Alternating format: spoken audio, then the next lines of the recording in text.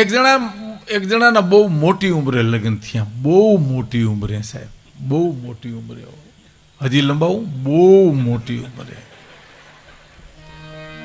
પછી કોકે પૂછ્યું કે આ મોટી ઉંમરે લગ્ન કર્યા? તો કે હા. તો કે એનું કારણ, તો કે એના બે કારણ. કે કેમ? તો સારું પાત્ર નીકળે તો પોરો થાય કે રાહ જોઈ પ્રમાણ છે, પાત્ર તો સારું મળ્યું ને ભલે મોડું મળ્યું પણ, અને નબળું પાત્ર નીકળે તો જાજુ ભોગવવું નહીં. હાવ કાંઠે જ બેઠા હોય, ધોકો મારે એટલી વાર.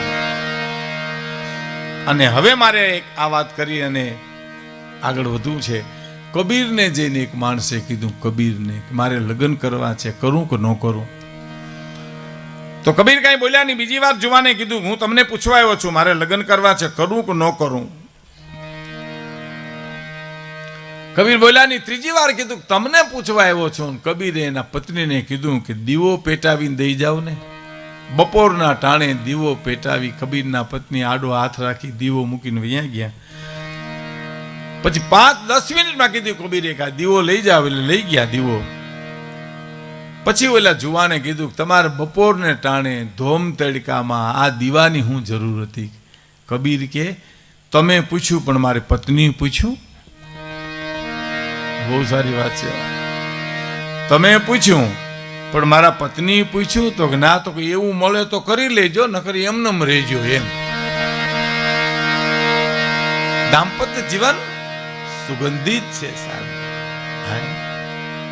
અને એ લક્ષ્મીજી ડોકા તાણે છે જે નંદ બાવાને નેહડે, મા તારા કેટલી જન્મની કમાણી છે. અને પછીની બે બાયુ જે ઊભી છે, સાંભળજો સાહેબ. કે કર્મા લઈને કુરડીને ઊભી રાણી રે, કર્મા લઈને કુરડીને ઊભી રાણી રે.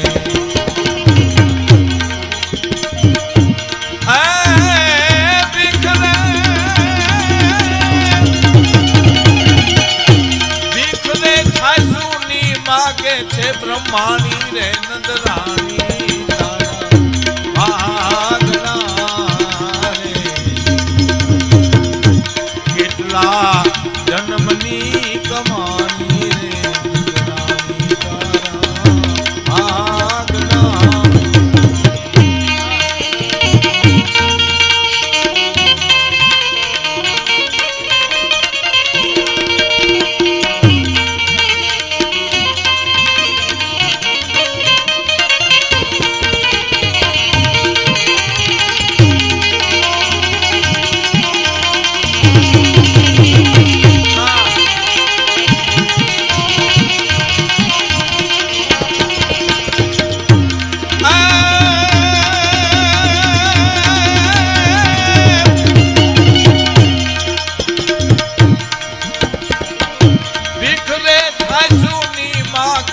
બ્રહ્માણી રે નંદરાણી તારા આગણા રે,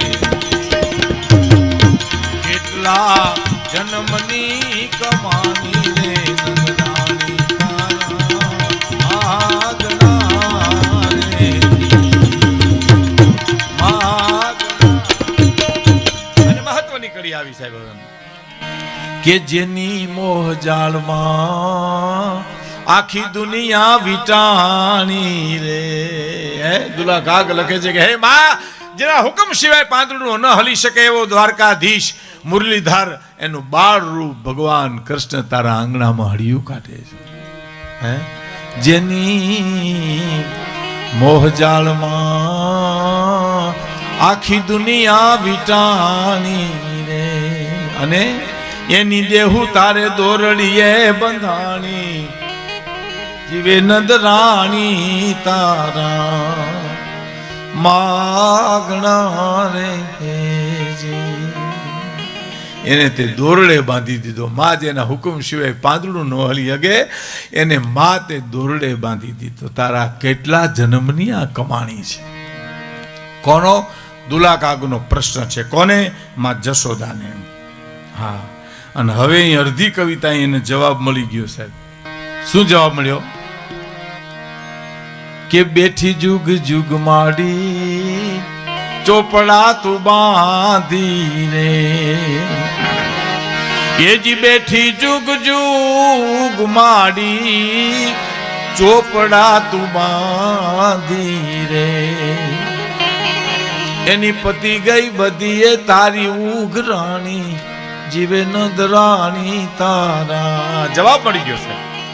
અડધી કવિતા, અડધી કવિતા સુધી પ્રશ્ન હતો કે કેટલા જન્મની કમાણી છે માં. ગુણવંત શાહ આપણા વડોદરાના, એનું બહુ સરસ કૃષ્ણનું જીવન સંગીત પુસ્તક છે, વનરાજભાઈ પટેલને ત્યાં મળે, તમે કોઈક વાર જોજો. એમાં એને નાના નાના વાક્યો બહુ સરસ લખ્યા. એને એમ લખ્યું છે કે નવરો માણસ છે ને હરતો ફરતો બોમ્બ છે, એને ગમે ત્યાં ધંધે લગાડી દીધો ને ગમે ત્યાં વિસ્ફોટ થાય છે. બહુ બહુ સરસ. અને એ એમ કૃષ્ણના જીવન સંગીતમાં એને 18 અધ્યાયના 6 ભાગ પાડ્યા છે. બહુ સરસ છે, યુવાનોને વાંચવા જેવા છે. 6 અધ્યાયમાં અર્જુન પ્રશ્ન કરે કર્મ શું તો વિકર્મ શું મને સમજાવો, એ પ્રશ્ન છે. બીજા 6 અધ્યાયમાં પ્રવેશ કરો એટલે પ્રાર્થના થઈ જાય, કર્મ શું મને સમજાવો ને, વિકર્મ શું એટલે મને સમજાવો ને. જો હું તમને એમ કહું મને દિવાન ચોકનો રસ્તો બતાવો, એ મારો પ્રશ્ન છે, પણ હું તમને એમ કહું દિવાન ચોકનો રસ્તો બતાવો ને, એ મારી પ્રાર્થના છે. પેલા 6 અધ્યાયમાં પ્રશ્ન અર્જુનનો, બીજા 6 અધ્યાયની મારી પાસે પ્રાર્થના થઈ ગઈ, અને છેલ્લા 6 અધ્યાયની મારી પાસે શરણાગતિ થઈ ગઈ. સાહેબ જેમ તમે કહેશો એમ હું કરીશ. એટલે ગુણવંતનું કહેવું એવું છે કે તમારો આજનો પ્રશ્ન આવતીકાલે પ્રાર્થનામાં ફેરવવો જોઈએ, અને આવતીકાલની પ્રાર્થના પરમ દિવસ શરણાગતિ થાય તો તમે પરમ તત્વને પામી શકો. સાહેબ પ્રશ્ન જ ન રહેવો જોઈએ. હા, પ્રશ્ન તો ક્યાં પૂછતાય માણસને આવડે સાહેબ. સાધુને જેની ઘણા પૂછે મારે દુકાન નથી હાલતી, મને હું નડે, તને તારા ઘૂમરા નડે, થઈ થઈને બેહી તો હાલે, ત્યાં સુધી આપણે વાંધો નથી. પણ સાધુને જેને ઘણા પ્રશ્ન પૂછે બાપુ અમારે 2 માણસ બગડી ગઈ, હું કરું હવે, ઈ શું કરે એમાં, હવે ઈ એટલે તો થયા છે. હવે એને ભલેલ ને તો બાયલમાં એમ આવેશમાં થઈ જાય એવું જોઈએ ને બધું. હા, સાધુતા તો અંદરથી જન્મવી જોઈએ સાહેબ. હા, એટલે તો સંત ને બાવામાં બહુ ફેર છે. એનું કારણ એ છે સાહેબ, સંત કેને કહેવાય? નરસિંહ મહેતાના શબ્દોમાં કેવું હોય તો શાંતિ પમાડે બસ એને સંત કહીએ, જેના દાસના દાસ થઈને રહીએ આ દુનિયામાં, શાંતિ પમાડે બસ એને સંત કહીએ. સાદા કપડામાં હોય તો સાધુ છે, ભગવામાં તો હોય જ, પણ સાદા કપડામાં એ સંત હોય સાહેબ. જેના સાનિધ્યમાં શાંતિ મળે ને એને સંત કહીએ. હા, રામાનુજાચાર્ય એક રસ્તેથી આવેલા ને તો ખેડૂ ખેતી કરતો હતો સાહેબ. એમ ઉથલવરી આવે આવે એ ઉથલવરી ને સામે હેઠેથી પાછો અહીંયા આવે, તા એક પુસ્તક કપડામાં બાંધેલું, એને આમ પગે લાગે, આમ હૈયે લગાડે, હાથે લગાડે. એમાં રામાનુજાચાર્ય જોઈ ગયા કે આ ગામડાનો માણસ આમાં શું હશે, આમાં શું કરતો હશે, આ શું છે, આની ચેષ્ટાઓ જોવા જેવી છે. એટલે રસ્તાને કેડાને કાંઠે જોતા જોતા વળી પાછું 2-3 વાર એવા જોયું, અને પછી જઈને પૂછ્યું હે ભાઈ આમાં શું છે? તો કે ગીતાજી છે. ઓ શું કરશો? હું અભણ માણસ છું સ્વામીજી, બાપજી મને વાંચતા નથી આવડતું, મારા કૃષ્ણની વાણી છે, અર્જુનને સંભળાવી છે, મને વાંચતા નથી આવડતું, એટલે હું ને પ્રેમ કરું છું, બસ મારે હૈયે લગાડું, મારે આંખે લગાડું, મારે હૈયે લગાડું. રામાનુજાચાર્ય રોઈ પડ્યા સાહેબ, આંખમાં આંસુ આવી ગયા. પ્રેમ તું જ કરી શકો સાહેબ, અમે તો અર્થ કરવામાં જ રહ્યા છીએ, અમે તો એના ભાષાંતરમાં જ રહ્યા છીએ. પ્રેમ તો તે જ. આપણા જુનાગઢનો દાખલો સાહેબ, એક સ્વામીજી પ્રવચન કરાવ્યા હતા ને ગામડાનો માણસ એને સાંભળવા આવે.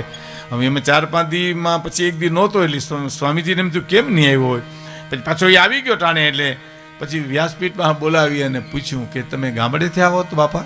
તો હા. આ 2 દી કેમ નહોતા આવ્યા? કે બાપજી 2 દી થોડું કામ હતું. શું કામ હતું? કે એક મહેમાન આવ્યો તો 20 વર્ષથી અમારે ઘીરે, તેનું ગામના પાદરમાં મૂકવા ગયો હતો. હકીકતમાં 20 વર્ષનો દીકરો મરી ગયો તો એ માણસનો સાહેબ. એને કીધું શું ખબર? 20 વર્ષ જ્યાં મારે એને મહેમાન આવ્યો હતો બાપજી. સામાન્ય મહેમાનને ગામના પાદર સુધી જો મૂકવા જતા હોય તો આ તો મારો 20 વર્ષનો મહેમાન હતો બાપજી. એને ગામના પાદરમાં કાલ મૂકવા ગયો હતો. અને એ સંન્યાસી એ બાપાને એટલું કીધું આંસુ સાથે કે બાપા, તમે કોલસાની ખાણમાં ઉતર્યા પણ કાળા ન થયા. બાપા, તમે પાણીમાં પડ્યા પણ પલળ્યા નહીં. બાપા, તમે સંસારમાં રહ્યા પણ સંસાર સ્પર્શ ન કર્યો. બાપા, તમે ગીતા વાંચી નહીં હોય પણ ગીતા જીવી બતાવી કહેવાય તમે તો. એમ કલ્પના તો કરો સાહેબ.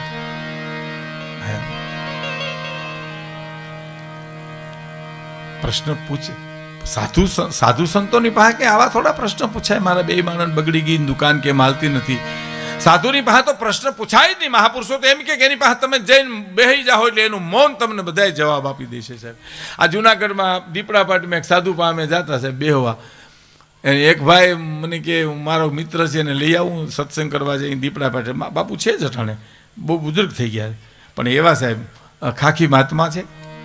અને બસ સીતારામ તમે કયો એટલે સીતારામ કહે. પછી એ બસ ચોપાઈની રીત શરૂ કરે ને ધૂણામાં ચા મૂકે ને ચા થઈ જાય ને ચોપાઈ તમે સાંભળો તો ભલે, ન સાંભળો ને સીતારામ કહો તો વૈયા જાઓ તો પૂછે નહીં ક્યાંથી આવો ને કંઈ પાછા આવશો નહીં લેવાની કાંઈ સાહેબ. સત્સંગની સાથે જ એને સંબંધ મારીને તમારી સાથે નહીં.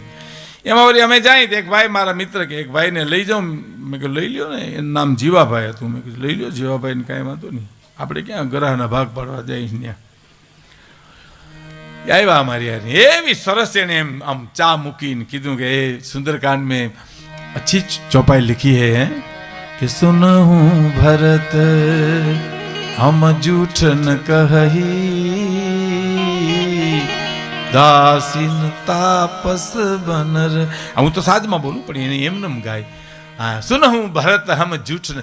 એવા સરસ અર્થ કરતા હતા. એમાં અમારે જે ભાઈ આવ્યા હતા ને જીવાભાઈ એને ગોઠણી વાર્યા અને પૂછ્યું ધર્મ ને કરમ સમજાવો. ક્યાં ચોપાઈ, ક્યાં એની રુજુતા અને ક્યાં આનો ધોરા જેવો હાથ. કરમ ને ધર્મ બે સમજાવો. એટલે ક્રોધ તો ન કર્યો મહાત્માએ પણ એટલું બોલ્યા ક્યાં તુમ મેરા ગુરુ હો, મેં તમારી દીક્ષા લઈએ, એટલું બોલ્યા. પણ પછી બગડી ગયું ને. ચા પછી પીધી ને અમે કે બાપુ સીતારામ તો સીતારામ એમ. પછી કે બેહવા જેવું તો હતું નહીં. એ જીવાભાઈ મને કીધું, મને કે મેં તમારું બગાડ્યું. મેં કહ્યું ભાઈ એવું તો મારું ઘણું બગડ્યું છે. આમાં કાંઈ બહુ મોટી વાત નથી. આ તો તમે મને પૂછ્યો તો હું તમને કહી દે કે તમે બોલાય તમારું કરમ ને એને તમને માર્યા ની એનો ધર્મ. મેં કીધું પણ ગોઠણિયા વારે પરબારા સાહેબ પ્રશ્ન પૂછવા હે સંતની પાસે તો બેહો એટલે એનું મૌન તમને ઘણું કહી દે. અમારા કવિએ લખ્યું છે ને કે સંતોનો સ્વભાવ છે એવો જનેતાની ગોદ ના જેવો. આહા, શું કવિતા છે સાહેબ. એ જી સંતોનો સ્વભાવ છે એવો જનેતાની ગોદ ના જેવો. તો કે ના એનાથી આગળ છે શું? એક ડગલું મેં આગળ ભાડ્યા જનની થી જગસન. એ જી એક ડગલું મેં તો આગળ ભાડ્યા જનની થી જગસન. કેવી રીતે? કે માત સુરાવે એને સંત જગાડે અને ભેળવી દે ભગવંત. સંતોનો સ્વભાવ છે એવો એ માં જનેતાની ગોદના જેવો. સંતો આને કહેવાય સંત. શાંતિ પમાડે એને સંત કે બાવા કહેવાય સાહેબ. આપણે હારું થઈને થયા હોય એમ. આપણે કે બાબુ સીતારામ તો તુમ સંસારી ઇસ બાત મેં ન સમજો. પણ કોણે લગ્ન કરવાની તને ના પાડી હતી? અમે કઈ તારી હગાઈ તોડી આવ્યા ઈ કેને સાહેબ. અને હુકમ જ કરે ગરમ દૂધ બનાવના. એટલે આપણે ગરમ દૂધ લઈને જાય. પરબારો આંગળી બોલે ધકતા હે પણ તે ધીરા રહ્યો ને માહિતમાં હું કામ ઉતાવળ કરો છો? હા, અમે ક્યાં ઉપરથી લઈ આવ્યા છે? ઠરવા દો ને. ક્રોધ જ આપણા જ વાંક બધા એમ. હા, એક જણ એક મહાત્માને લઈ ગયો, બાપુ દૂધ ગરમ બનાવી દઉં? તો હા બેટા બનાવી દે, પણ એમ કરો બાપુ, પણ તમે આમ ફૂંકું મારીને ઠારી ઠારી પીવો ને વાર લગાડશો, અને મારા બાપા બાર ગામ ગયા ને એ જો આવી જાય, બસનું ટાણું થયું, તો એ જો તમને જોઈ જાય તો એને ભગવું લુગડું ઝેર છે હો. હા, એ તમને કહી દઉં, મારી તમારી બેન થૂલી ખેદ નાખશે એમ. તો તુમ મુझे यहाँ क्यों लेके आया हो? હિન્દી પાછી એવી જ હોય ને. હિન્દી ભાષા મીઠી બહુ છે, આવડે તો સાહેબ. આપણી કાઠિયાવાડની હિન્દી તો ધનુર ઉપાડી નાખે. આવ હામાં માને લોઢું લાગ્યું હોય ને તો ચમક ઉપડી જાય. આવ તો ક્યું લેકે આયો મુझे तुमने આ તો બાપુ આ તો હું મારે તમને કહી દેવું જરૂર ને ભાઈ. માતમાં એવા કઠણાઈ વાળા કે ઓને તાહલી મોઢે માંડવીને ઓલા બાપાને ડેલીમાં દાખલ થવું સાહેબ. એક જ ઘૂંટડે તાહલી પી ગયા હો ગરમ, પણ સોટલી ખીતો થઈ ગયો. જેવા હાલ્યા વળી છોકરો કે બાપુ આશીર્વાદ દેતા જાઓ, તો કે આશીર્વાદ દેને કા ઠેકાના તો જલ ગયા બેટા, જલ ગયા. વો તો જીભ તો ગોટો વળી ગઈ. આપણા હારું થી થયા હોય એમ. ખરેખર સાધુની તો વાત જ આખી ઝલક.